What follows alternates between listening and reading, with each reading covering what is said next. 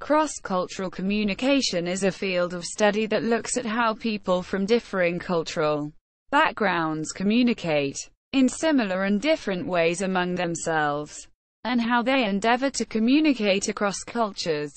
Intercultural communication is a related field of study. Origins and culture. During the Cold War, the economy of the United States was largely self-contained because the world was polarized into two separate and competing powers, the East and the West. However, changes and advancements in economic relationships, political systems, and technological options began to break down old cultural barriers. Business transformed from individual country capitalism to global capitalism. Thus, the study of cross-cultural communication was originally found within businesses and government, both seeking to expand globally. Businesses began to offer language training to their employees, and programs were developed to train employees to understand how to act when abroad. With this also came the development of the Foreign Service Institute, or FSI, through the Foreign Service Act of 1946, where government employees received trainings and prepared for overseas posts. There began also implementation of a worldview perspective in the curriculum of higher education. In 1974, the International Progress Organization, with the support of UNESCO and under the auspices of Senegalese President Léopold Sédar Senghor, held an international conference on the cultural self-comprehension of nations. Innsbruck, Austria, 27–29 July 1974, which called upon United Nations member states to organize systematic and global comparative research on the different cultures of the world, and to make all possible efforts for a more intensive training of diplomats in the field of international cultural cooperation, and to develop the cultural aspects of their foreign policy. Quote, "In the past decade, there has become an increasing pressure for universities across the world to incorporate intercultural and international understanding and knowledge into the education of their students. International literacy and cross-cultural understanding have become critical to a country's cultural, technological, economic, and political health. It has become essential for universities to educate, or more importantly, transform, to function effectively and comfortably in a world characterized by close, multifaceted relationships and permeable borders. Students must possess a certain level of global competence to understand the world they live in, and how they fit into this world. This level of global competence starts at ground level, the university and its faculty, with how they generate and transmit cross-cultural knowledge and information to students.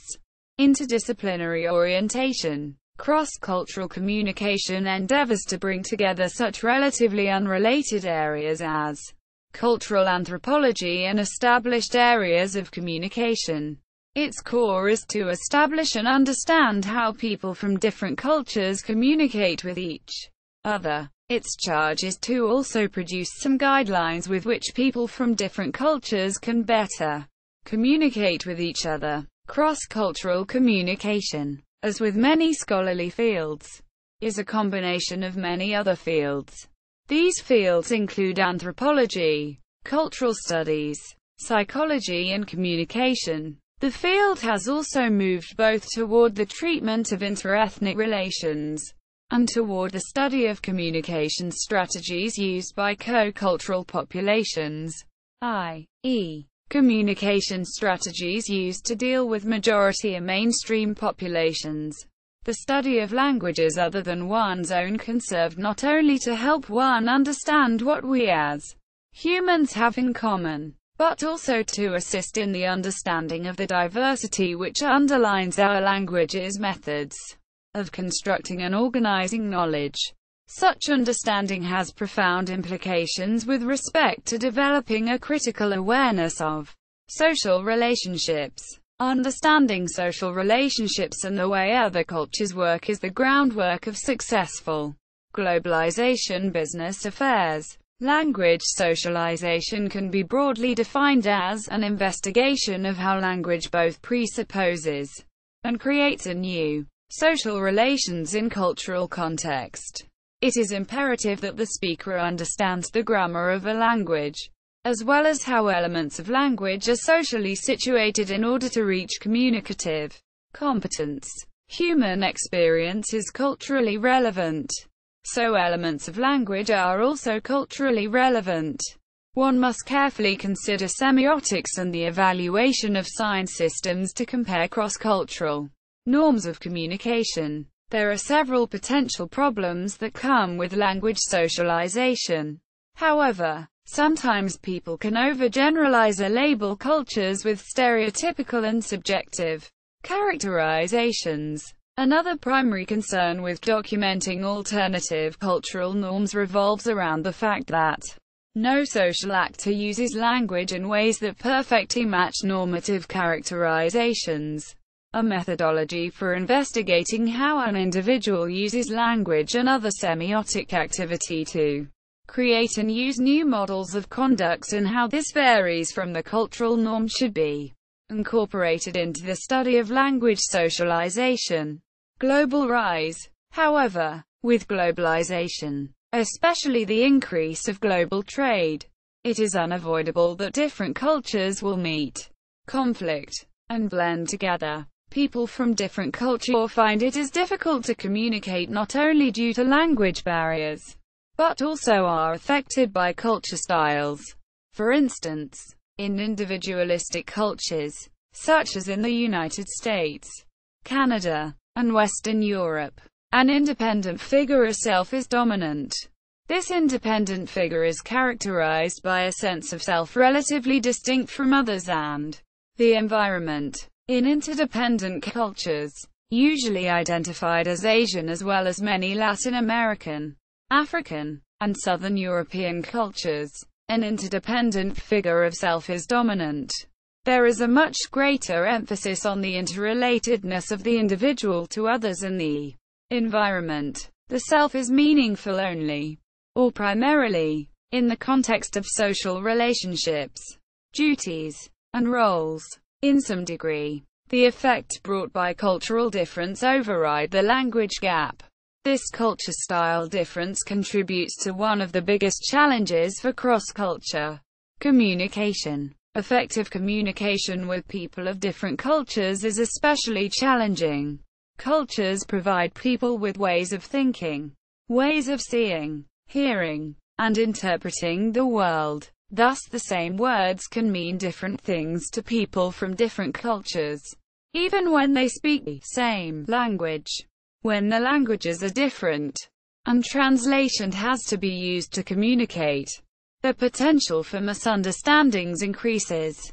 The study of cross-cultural communication is a global research area. As a result, cultural differences in the study of cross-cultural communication can already be found. For example, cross-cultural communication is generally considered to fall within the larger field of communication studies in the US, but it is emerging as a subfield of applied linguistics in the UK, as the application of cross-cultural communication theory to foreign language education is increasingly appreciated around the world. Cross-cultural communication classes can be found within foreign language departments of some universities, while other schools are placing cross-cultural communication programs in their departments of education. Incorporation into college programs. With the increasing pressures and opportunities of globalization, the incorporation of international networking alliances has become an essential mechanism for the internationalization of higher education. Many universities from around the world have taken great strides to increase intercultural understanding through processes of organizational change and innovations. In general, university processes revolve around four major dimensions, which include organizational change, curriculum innovation, staff development, and student mobility. Ellingbo emphasizes these four major dimensions with his own specifications for the internationalization process. His specifications include 1. College leadership. 2. Faculty members' international involvement in activities with colleagues, research sites, and institutions worldwide. 3. The availability, affordability, accessibility, and transferability of study abroad programs for students. 4. The presence and integration of international students, scholars, and visiting faculty into campus life. And 5. International co-curricular units, residence halls, conference planning centers, student unions, career centers, cultural immersion and language houses, student activities, and student organizations. Above all, universities need to make sure that they are open and responsive to changes in the outside environment. In order for internationalization to be fully effective, the university, including all staff, students, curriculum, and activities, needs to be current with cultural changes, and willing to adapt to these changes. As stated by Ellingbo, internationalization is an ongoing, future-oriented, multidimensional, interdisciplinary, leadership-driven vision that involves many stakeholders working to change the internal dynamics of an institution to respond and adapt appropriately to an increasingly diverse, globally focused, ever-changing external environment. New distance learning technologies, such as interactive teleconferencing, enable students located thousands of miles apart to communicate and interact in a virtual classroom. Research has indicated that certain themes and images such as children, animals, life cycles, relationships, and sports can transcend cultural differences, and may be used in international settings such as traditional and online university classrooms to create common ground among diverse cultures. Van Hook, 2011. The main theories for cross-cultural communication are based on the work done looking at value differences between different cultures, especially the works of Edward T. Hall, Richard D. Lewis, Geir Hofstede, and Fons Trompenaars. Clifford Geertz was also a contributor to this field. Also UCV. Covisto's model on cultural crossing in internationally operating organizations elaborates from this base of research. These theories have been applied to a variety of different communication theories and settings, including general business and management, Fons Trompenaars and Charles Hampton Turner, and marketing, Marika Demuij, Stefan Dahl. There have also been several successful educational projects which concentrate on the practical applications of these theories in cross-cultural situations. These theories have also been criticized mainly by management scholars, e.g., Nigel Holden, for being based on the culture concept derived from 19th-century cultural anthropology and emphasizing on culture as difference and culture as essence. Another criticism has been the uncritical way Hofstede's dimensions are served up in textbooks as facts. Peter W. Carden. There is a move to focus on cross-cultural interdependence, instead of the traditional views of comparative differences and similarities between cultures. Cross-cultural management is increasingly seen as a form of knowledge management. Cross-cultural communication gives opportunities to share ideas, experiences, and different perspectives and perception by interacting with local people. International educational organizations. WISE International. WISE International is a worldwide educational charity specializing in education and development for emerging leaders, established in 1989. It is a non-governmental organization associated with the Department of Public Information of the United Nations.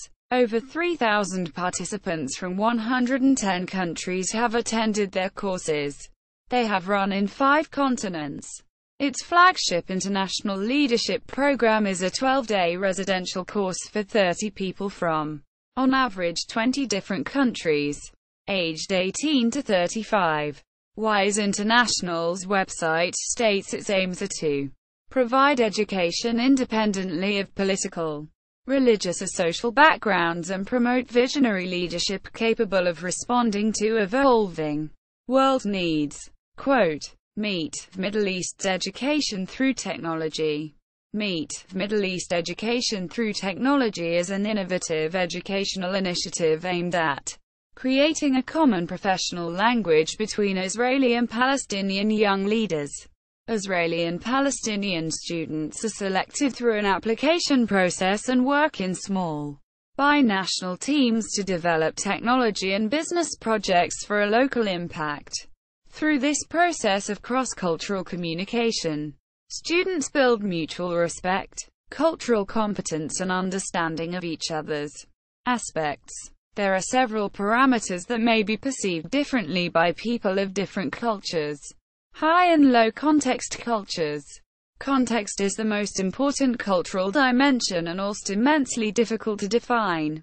The idea of context in culture was an idea put forth by an anthropologist by the name of Edward T. Hall. He breaks up culture into two main groups: high and low context cultures. He refers to context as the stimuli, environment or ambience surrounding the environment. Depending on how a culture relies on the 3 points to communicate their meaning, will place them in either high or low context cultures. For example, Hall goes on to explain that low context cultures assume that the individuals know very little about what they are being told, and therefore must be given a lot of background information. High context cultures assume the individual is knowledgeable about the subject and has to be given very little background information. Nonverbal, oral and written. The main goal behind improving intercultural audiences is to pay special attention to specific areas of communication to enhance the effectiveness of the intercultural messages. The specific areas are broken down into 3 subcategories: nonverbal, oral and written messages. Nonverbal contact involves everything from something as obvious as eye contact and facial expressions to more discrete forms of expression, such as the use of space. Experts have labeled the term kinesics to mean communicating through body movement. Huseman, author of Business Communication, explains that the 2 most prominent ways of communication through kinesics are eye contact and facial expressions. Eye contact, Huseman goes on to explain, is the key factor in setting the tone between 2 individuals and greatly differs in meaning between cultures. In the Americas and Western Europe, eye contact is interpreted the same way, conveying interest and honesty. People who avoid eye contact when speaking are viewed in a negative light, withholding information and lacking in general confidence. However, in the Middle East, Africa, and especially Asia, eye contact is seen as disrespectful and even challenging of one's authority. People who make eye contact, but only briefly, are seen as respectful and courteous. Facial expressions are their own language by comparison and universal throughout all cultures. Dale Leathers, for example, states that facial expression can communicate 10 basic classes of meaning. The final part to nonverbal communication lies in our gestures, and can be broken down into 5 subcategories. Emblems. Emblems refer to sign language, such as thumbs up, one of the most recognized symbols in the world. Illustrators. Illustrators mimic what is spoken, such as gesturing how much time is left by holding up a certain number of fingers. Regulators. Regulators act as a way of conveying meaning through gestures. Raising up a hand, for instance, indicates that one has a certain question about what was just said, and become more complicated since the same regulator can have different meanings across different cultures.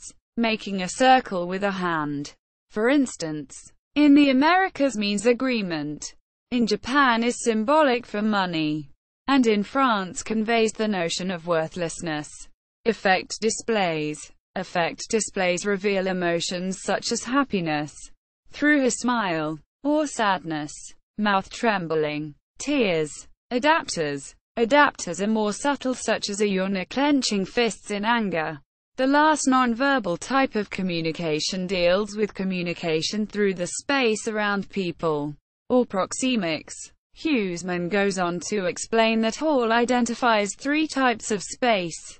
Feature fixed space deals with how cultures arrange their space on a large scale, such as buildings and parks.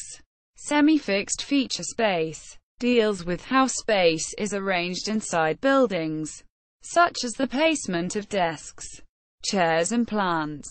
Informal space, the space and its importance, such as talking distance, how close people sit to one another, and office space are all examples. A production line worker often has to make an appointment to see a supervisor, but the supervisor is free to visit the production line workers at will. Oral and written communication is generally easier to learn, adapt and deal with in the business world for the simple fact that each language is unique. The one difficulty that comes into play is paralanguage, how something is said. Differences between Western communication and traditional indigenous communication. According to Michael Walsh and Gilad Zuckerman, Western conversational interaction is typically dyadic, between two particular people, where eye contact is important and the speaker controls the interaction, and contained in a relatively short, defined time frame. However, traditional Australian Aboriginal conversational interaction is communal, broadcast to many people. Eye contact is not important. The listener controls the interaction, and continuous, spread over a longer, indefinite time frame. See also. Notes. Mary Ellen Guffey, Kathy Rhodes, Patricia Rogan. Communicating Across Cultures. Mary Ellen Guffey, Kathy Rhodes, Patricia Rogan. Business Communication Process and Production. Nelson Education Limited. 2010. 68-89. Everett M. Rogers, William B. Hart, and Yoshitaka Miyake. 2002. Edward T. Hall and the History of Intercultural Communication. The United States and Japan. Kyo Communication Review No. 24. 1-5. Accessible at http www.mediacom. Kyo. Ac. JP Publication. PDF 2002. Review 24 halves. PDF. Bartel, M. 2003. Internationalization of Universities. A University Culture-Based Framework.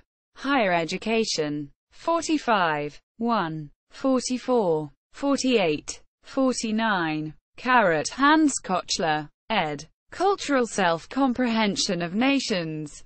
Tübingen. Erdmann. 1978. ISBN 978-37711-0311-8. Final Resolution. p. 142. A.B. Bartel, M. 2003. Internationalization of Universities. A University Culture-Based Framework. Higher Education. 45. 1. 46. ABCDE Rhymes. 2008. Language Socialization and the Linguistic Anthropology of Education. Encyclopedia of Language and Education. 2. 8. Springer. 1. Tether. D. 2004. The Networking Alliance. A Mechanism for the Internationalization of Higher Education. Managing Education Matters. 7. 2. 3. Rudke. R. E. J. 1995. The Application of a Strategic Management Model to the Internationalization of Higher Education. Institutions. Higher Education. 29. 4. 421-422. Cameron. K. S. 1984. Organizational Adaptation and Higher Education. Journal of Higher Education 55. 2. 123. Ellingboe, B. J. 1998. Divisional Strategies to Internationalize a Campus Portrait. Results, Resistance, and Recommendations from a Case Study at A.U.S. University. In Mestenhauser, J. A. and Ellingboe, B. J. eds. Reforming the Higher Education Curriculum. Internationalizing the Campus. Phoenix, AZ. American Council on Education and Oryx Press. 199. Bartel, M. 2003. Internationalization of Universities. A University Culture-Based Framework. Higher Education. 45. 1. 48. Van Hook, S. R. 2011. The 11th of April. Modes and Models for Transcending Cultural Differences in International Classrooms. Journal of Research in International Education. 10. 1. 5-27. http. JRI. sagepub.com. Content 5 January 10. Voices on Antisemitism. Interview with Diego Portillo Mazel. From the U.S. Holocaust Memorial Museum. Communicating Across Cultures. Intercultural Research. The Current State of Knowledge. A Dozen Rules of Thumb for Avoiding Intercultural Misunderstandings. Intercultural Teachers Training Project. Innocent teachers learn cross-cultural communication by doing a free web-based training. WBT. International Association for Intercultural Communication Studies. IAICS. International Association for Translation and Intercultural Studies. IATIS. 7 Habits of Highly Effective Intercultural Communicators. Articles on Cross-Cultural Communication. Expatriates Magazine, free printed publication in France addressing cultural and integration topics.